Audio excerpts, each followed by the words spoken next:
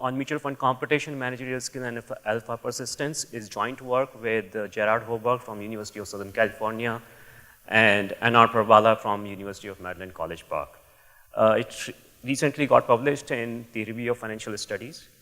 All right, so key points.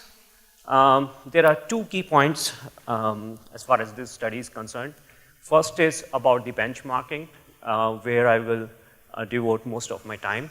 And next point is about predictability. How does competition in the mutual fund space impact fund returns? And there are implications for that for investors, managers, rating agencies, and so on. Now, benchmarking. This is how we traditionally think of benchmarking, right? You have Morning Style and Lipper style boxes. You have size on one axis, value on other axis, and you have 3x3 matrix and so on. And so all funds within a particular box are basically competitors of each other. So if there are 3 funds in a box, they all are peers of each other now. So what are the issues? Number one, take a look at this fund denoted by red dot, which is here. Now, if you look at this fund, it's actually much closer to the funds, some of the funds from the other box. And if you are benchmarking this fund against other funds, you are losing out a lot of the information related to other funds which are closer to this fund from the other box.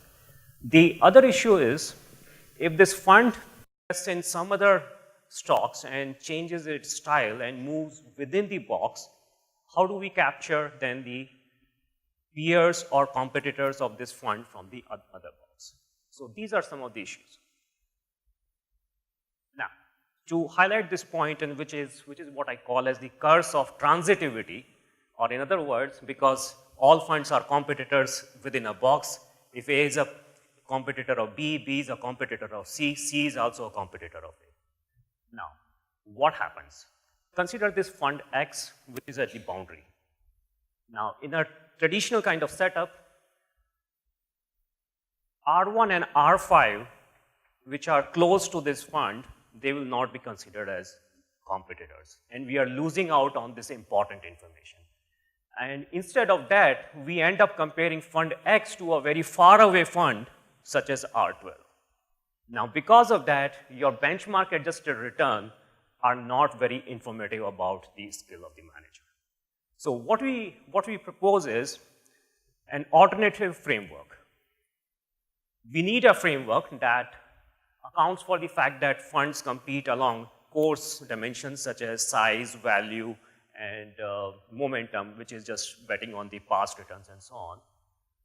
Identifies proximate peers, and thus also gives us a sense of the local competition in the investment area, and takes this style drift into account. If the fund changes its style from within the box as well, how do you account for similar competitors? So we propose a different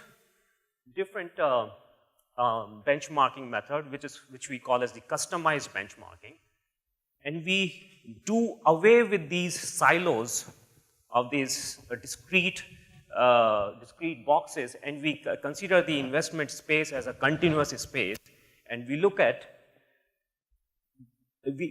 each fund, and we look at the proximate peers of that fund, proximate peers around that fund, and that gives us an idea about which are the most similar funds, and it's also informative about the local competition around the fund. Now, so these are academic details. I will just quickly go through it. Basically, the method involves 3 steps. So you look at stocks. You can take a look at their various dimensions such as size, value, and momentum, and then we need to score them on a scale of 0 to 1. So each stock can be ranked on a scale of 0 to 1. After that, we look at the locations of the fund. So the location of a fund is just the cap-weighted location of the stocks in a fund's portfolio. And this gives you a sense of the overall market. And so you can have the locations of all the funds in the market, and it tells you which are the competitive segments, which are the less competitive segments, and so on. Once we do that, we identify closed funds. Now, here's one example. Now, this fund, in its style box, has about 25, 30 funds, as compared to another fund which has about 300 peers in the same proximity. Now, this tells you about what are the closest peers. So the benchmark adjusted return is much more informative about the skill of the manager, as well as the competition around the fund. So this fund faces much more stiff competition in its investments style. Now, basically, it boils down to this kind of scenario. So this method leads us to, within the same style box, we can have situations where fund X is surrounded by about 10 funds, fund Y is surrounded by 2 slightly far away funds. So it tells you, even within the style box, what is the competition that a fund is facing. Now, so our study basically gives us two useful metrics, which we think are useful for investors, fund managers, for fund companies as well. One is our benchmark adjusted return is, which we call as the customized peer alpha, which is the return of a fund, and you subtract the average return of the peer group. The second metric is, it also gives us an idea about the competition around a fund. So the competition around a fund is just the number of the proximate peers that you have. Now, these two metrics gives us very interesting results. Now, these are the results for the US diversified equity funds. I believe that the results for the Indian market will be even stronger. So we find that high-passed CPA funds, or the funds that have outperformed their closed peers in the past 1 year, outperform low CPA funds by about 2.6% per year, and these returns are style adjusted, that is size, value, and momentum adjusted returns. And this first result becomes even more stronger when we look at the competitive segments in the market. So if we look at the low competitive segments in the market, this spread between the high pass return, high CPA funds versus the low CPA funds increases to about 450 basis points per year. So what are the implications? For fund investors, clearly, there's a new metric to consider, which we call as CPA, or the customized peer alpha. For fund companies, it's useful in internal benchmarking of fund managers. And for rating agencies, we provide an alternate method to compare funds. And for fund managers, competition in the style space matters. I will quickly, just 3-4 minutes, I will quickly expand on the last point from the perspective of the fund managers. So, in our follow-on study, we look at how competition drives, let's say, the trend following kind of, if you are betting on a strategy which is a trend following kind of a strategy, which academics call momentum, and if you have two stocks, stock 1 is surrounded by about 25, 30 funds, and stock B is surrounded by about 150 or 200 funds. Now, trend following is what we find, that the trend following kind of strategies work much better in those kind of scenarios. So, just to give you an idea, for S&P 500 stocks, which are most efficiently priced, as your competition increases, your Sharpe ratio goes down, which is your return to risk ratio.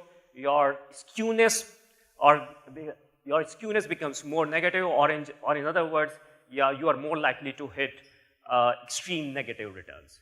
And your returns also decline as competition increases. So from the perspective of managers, you may want to take a look at the segments of the investment space where the competition is low, stocks which are surrounded by less number of funds. This is just the Cumulative returns, if you sequentially invest each month from 1980 to 2012, in a, like you spread your portfolio into high competition stocks, low competition stocks, and within that low competition stock, if you bet on upward trending stocks and negatively trending stocks, your cumulative returns actually go like this. So your trend following strategies tend to work a lot in the low competition investment space. So just to, I think I'm just 1 minute. So I will just quickly summarize. We develop a new method of generating fund pairs, which are customized. We provide an alternately different way. So we do away with these silos of 3x3 matrix and so on. We propose a new measure of skill, which is CPA, and we find that it predicts alpha only in markets with low competition. And there are implications for pricing. That is all I have. Thank you very much. And if there are any questions, I will take them.